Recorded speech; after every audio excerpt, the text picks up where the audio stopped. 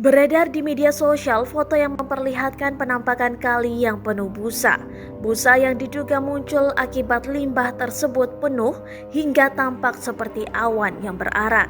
Berdasarkan penelusuran, peristiwa yang viral di Facebook itu terjadi di Kali Rasmi Kampung Pelaukan, Desa Karangsetia, Kecamatan Karangbahagia.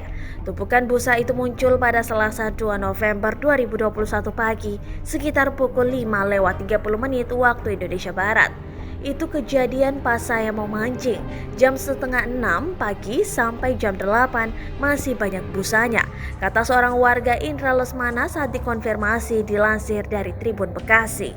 Menurut Indra, aliran Kali Rasmi sebelumnya memang sudah berbusa. Selain berbusa, air juga terlihat hitam dan berbau. Namun baru kali ini busa terlihat menumpuk dan bergerak bak awan berarak di atas aliran kali.